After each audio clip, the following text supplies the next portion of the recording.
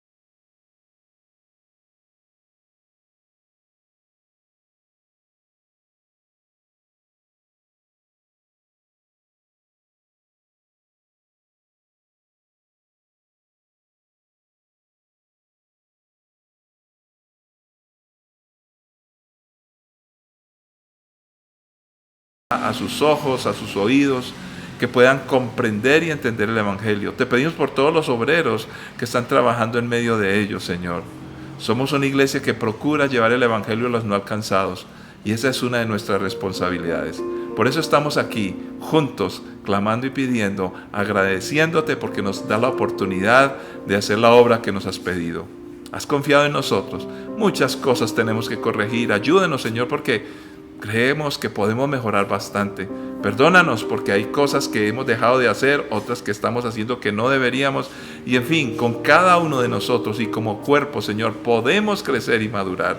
Nos disponemos en tus manos. Por eso estudiamos tu palabra y la recibimos con gozo. En Cristo Jesús. Amén.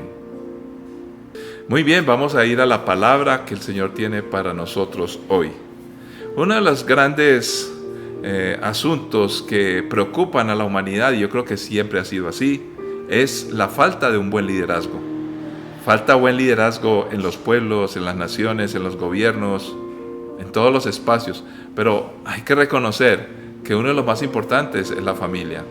Pero los principios de liderazgo que vienen de parte de Dios y su propuesta operan de manera simple y sencilla para todos. ¿Por qué no recurrir a lo que dice la palabra y dejar de especular con tanto concepto humano, humanista, filosófico, que tienen sus cosas interesantes, pero nunca podrán reemplazar la sabiduría que viene de Dios? Por eso vayamos al libro de Éxodo 18. Éxodo 18, vamos a leer del versículo 1 en adelante. Esta es una historia bastante conocida, pero vale la pena leer todo el pasaje y vamos a llegar a unas conclusiones simples y sencillas. Recuerde que toda esta enseñanza usted la puede compartir con otros, es práctica para la vida. La Biblia siempre está allí dispuesta para que podamos madurar, crecer, ser corregidos y emprender toda buena obra.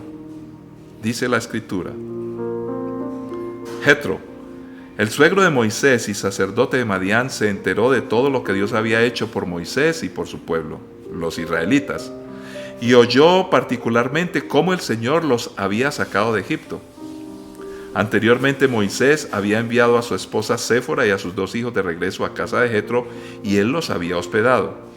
El primer hijo de Moisés se llamaba Gersón, porque cuando el niño nació, Moisés dijo: he sido un extranjero en tierra extraña. A su segundo hijo lo llamó Eliezer, porque dijo: el Dios de mis antepasados me ayudó y me rescató de la espada del faraón. Así que Jetro, el suegro de Moisés, fue a visitarlo al desierto y llevó consigo a la esposa y a los 2 hijos de Moisés. Llegaron cuando Moisés y el pueblo acampaban cerca del monte de Dios. Jetro le había enviado un mensaje a Moisés para avisarle: yo, tu suegro, Jetro, vengo a verte junto con tu esposa y tus 2 hijos. Entonces Moisés salió a recibir a su suegro, se inclinó ante él y le dio un beso. Luego de preguntarse el uno al otro cómo les iba, entraron en la carpa de Moisés. Moisés le contó a su suegro todo lo que el Señor les había hecho al faraón y a los egipcios a favor de Israel. También le habló de todas las privaciones que habían sufrido a lo largo del camino y de cómo el Señor había librado a su pueblo de las dificultades.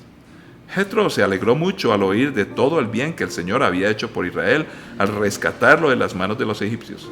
«¡Alabado sea el Señor!», exclamó Jetro, «pues lo rescató de los egipcios y del faraón.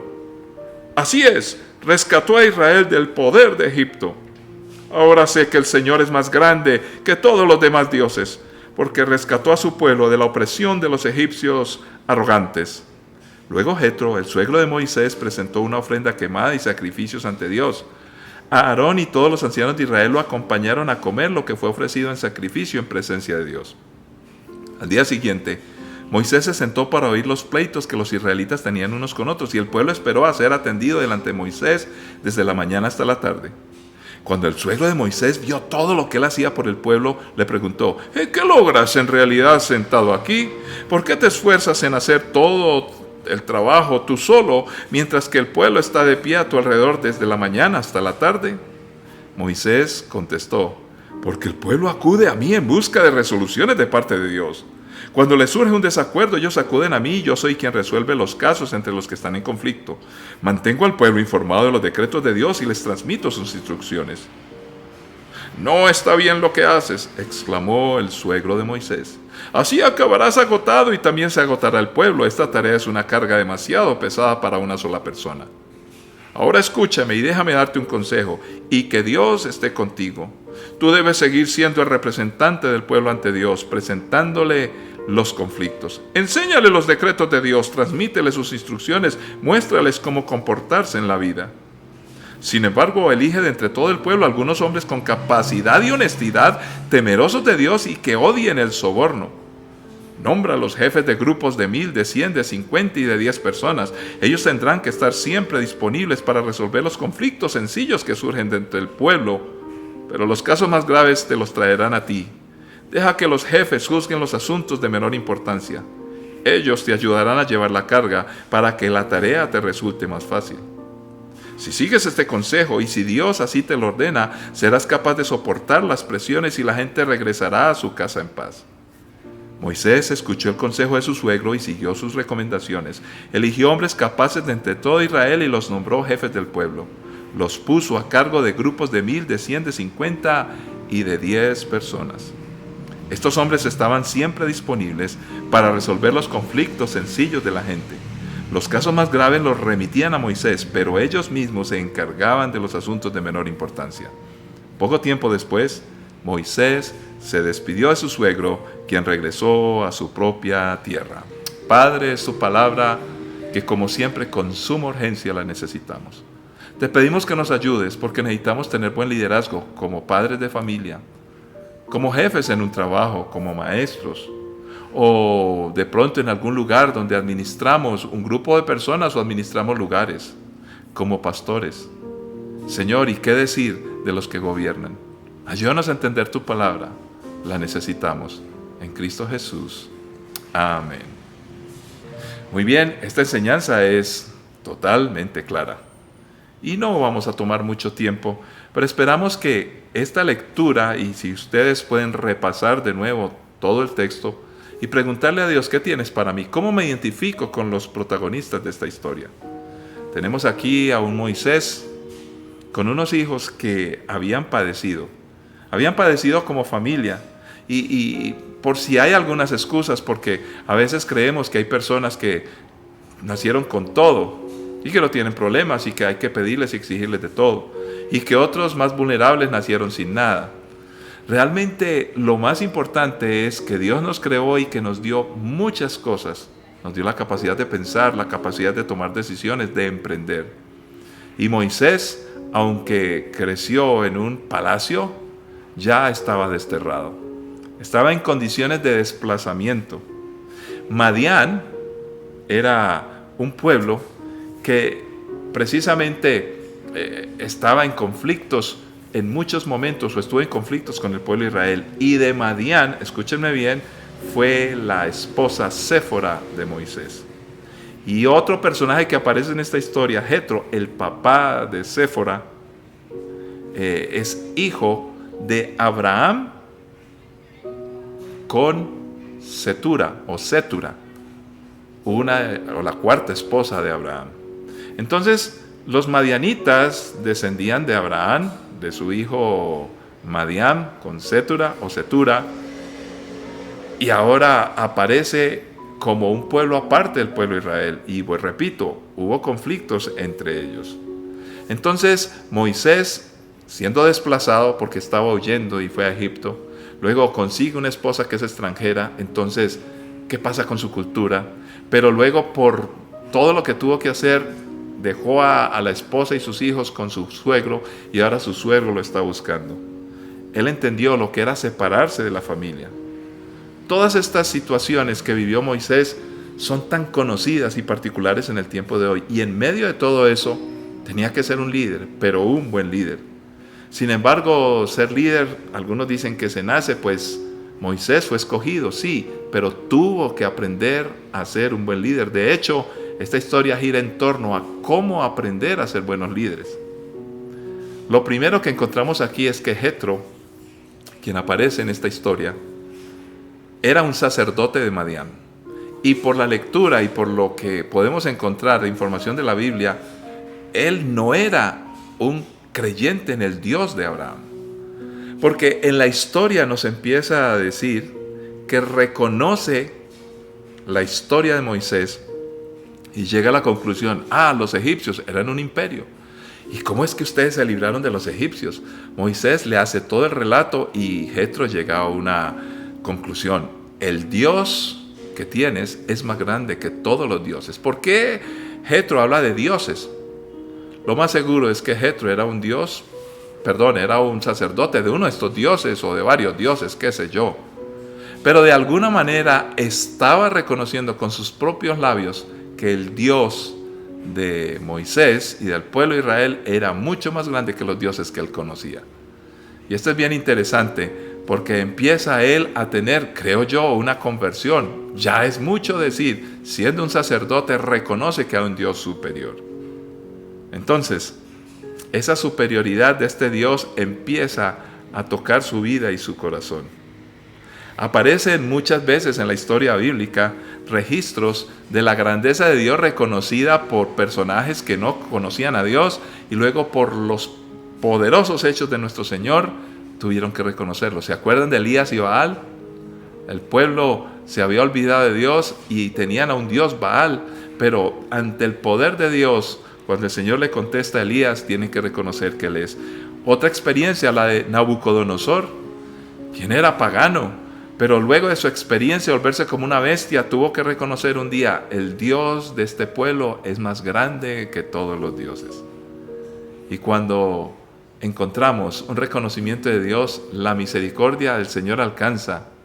Y por eso Dios le dio sabiduría a un hombre que reconoció la grandeza de Dios y lo usa para dar un buen consejo de lo que es el buen liderazgo.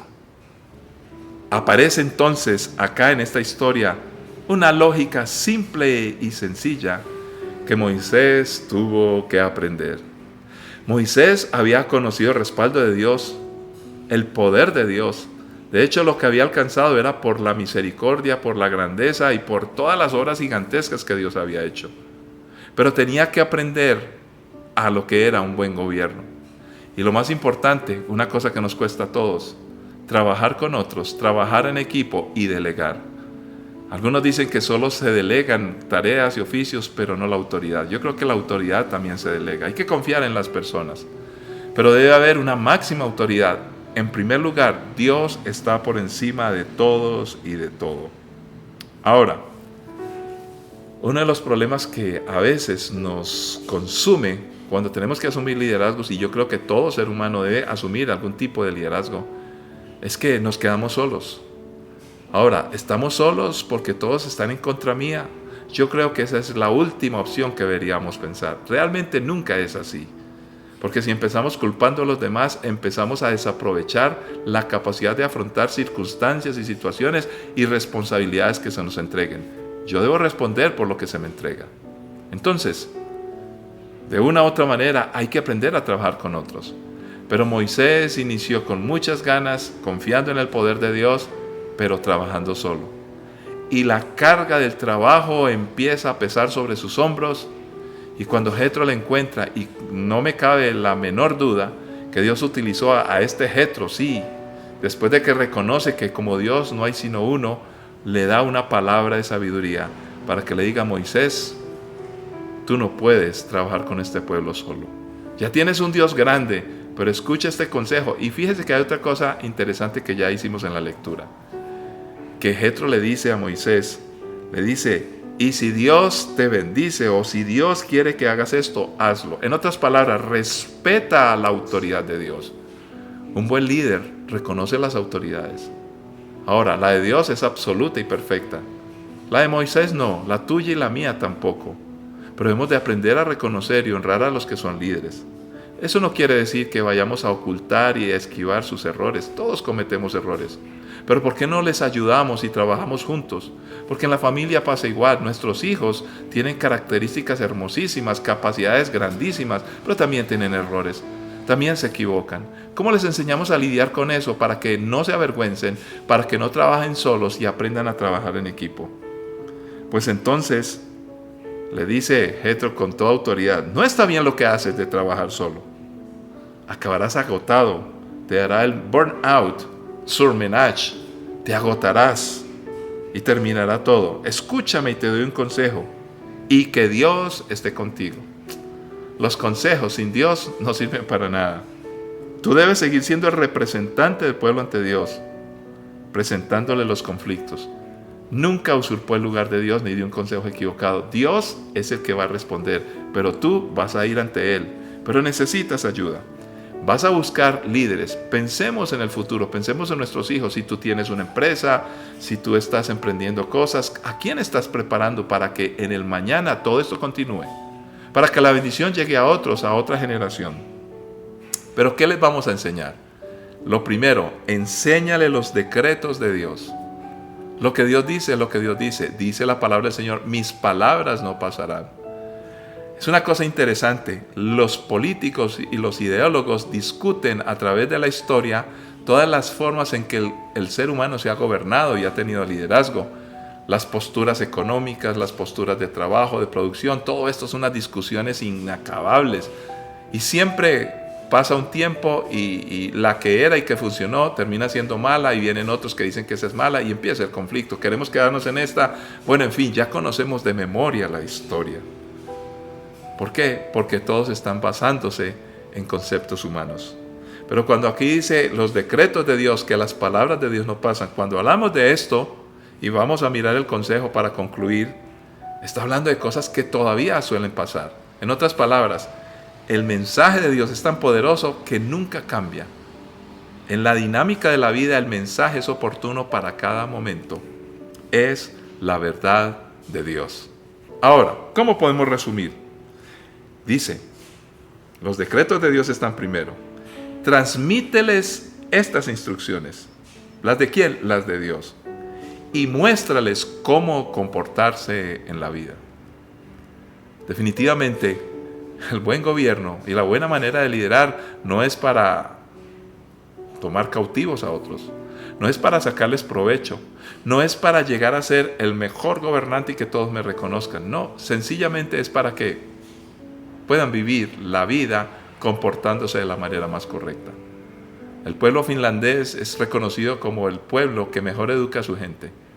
Y hay unas pruebas, las pruebas PISA, que clasifican a todos los colegios del mundo o la educación en los países. Y le preguntaron a los finlandeses en educación, oiga, ustedes se han ganado muchas veces las pruebas PISA o quedan en primero, segundo lugar, lo que más han bajado es al tercero y vuelven otra vez al primero. ¿Ustedes cómo se preparan para afrontar estas pruebas? Y ellos con risa dicen, ese es el problema, es que nosotros no preparamos la gente para que resuelva las pruebas PISA y queden bien ante los demás. No buscamos ser el país que mejor educa. Sencillamente nuestro objetivo, y esto es bíblico, es que ellos puedan vivir la vida de manera correcta y que puedan tener respuestas para una vida que tienen que vivir, que tienen que afrontar. Cómo comportarse en la vida. Pero advierte, ahora vas a elegir entre el pueblo. Entre las mismas personas que tienes, empieza a reconocerlos. Busca en estas personas que tengan capacidad y honestidad. Estamos hablando de dos cosas distintas. Una es la experticia, se aprende, se practica y se logra tener la facultad de hacer cosas bien hechas. Por supuesto que eso necesita. Pero dice, y honestidad. La honestidad no tiene que ver con una habilidad de hacer cosas, sino de carácter. Es allí donde casi todos los pueblos han fracasado. Tienen gente experta en todo, pero sin honestidad. Ahora bien, si tú eres honesto, si tú eres con un carácter o tienes un carácter bueno con las personas y ante Dios, pero no sabes hacer lo que tienes que hacer, pues parte del carácter es querer aprender y ser enseñable, permítame decirlo así. En otras palabras, que queramos aprender todo el tiempo. Pero también le va sumando características. Esta honestidad es porque son temerosos de Dios y que odian el soborno. Reconocer a Dios como el Rey, el Señor y tener el temor de Dios nos lleva precisamente a, cuando estemos en liderazgo, hay algo que viene con el paquete y es que tenemos poder sobre la gente. Porque se nos da, porque se nos clasifica o se nos pone en lugares donde tenemos que trabajar con personas. Pero la gran pregunta es, si tenemos poder, ¿qué vamos a hacer con él? Y aquí aparece, estamos hablando de la historia del Éxodo, libro escrito hace miles de años, antes que todas estas posturas económicas, y dice que odien el soborno. El soborno es algo que existe antes que la izquierda y que la derecha. Así que cuando me daba mucha risa cuando los que discuten políticas y ideologías acusan los de la izquierda, acusan al capitalismo salvaje, que es inmoral porque permiten la corrupción.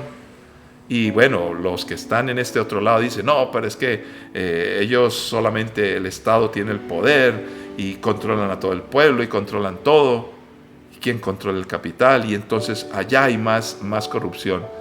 Tratando de decir que la corrupción viene de los sistemas. No, los sistemas los crea el ser humano y el ser humano tiene un corazón y si no le teme a Dios y quiere ganar poder sobre la gente, pues el soborno permeará cualquier ideología. La historia lo demuestra. En otras palabras, este es todo un tratado de cómo debe ser un buen gobernante. Ahora dice, va a tener jefes por grupos, unos grupos más grandes, unos grupos más pequeños. Esto en grupo pequeño se adquiere experiencia. Y si hay una equivocación, pues afecta a un grupo pequeño. pero poco a poco se va creciendo hasta llegar a ser líder de muchos. Y mire lo que le dice: si sigues este consejo y si Dios así te lo ordena, serás capaz de soportar las presiones y la gente regresará a su casa en paz. La famosa paz que todos prometen solamente viene cuando de parte de Dios nosotros hacemos caso, seguimos su palabra y educamos a la futura generación en el temor de Dios, que sean capaces de hacer buenas cosas, que estudien, que aprendan, pero que tengan un carácter honesto, temerosos de Dios y que detesten el soborno. Estamos preparados para dejar ese legado a nuestros hijos. Padre que estás en los cielos, oramos por el mundo entero, oramos por nosotros, y antes que orar por los gobernantes que tenemos, que nos gustan o no nos gustan, queremos orar por nuestro liderazgo en nuestras casas. Aún los que estén solteros deben de prepararse, Señor, porque la honestidad, el temerte a ti, el aprender cosas para ser capaces, el no aceptar el soborno no tiene nada que ver con si se tienen hijos o no. Eso debe aprenderse desde niños en la casa, estando solteros, cuando se casen las personas, que estos valores se mantengan en la familia, en las personas, para que una sociedad pueda disfrutar de buenas personas. Ayúdanos a compartir esto a nuestros hijos. Oramos por nuestros gobernantes y oramos por una nueva generación de hombres y mujeres que se levanten en el temor tuyo, Señor, con capacidad, con honestidad, Señor, que te amen, oh Dios amado, y que ese carácter cristiano esté en sus vidas. Que tú seas el centro de todo, que siempre te lleve la honra y la gloria, no los gobernantes, y que actúen como servidores públicos para bendición del prójimo. Señor, pero esto que acabo de decir se empieza en la casa, en nuestros hogares. Ayúdanos a mantenerlo en nuestras iglesias.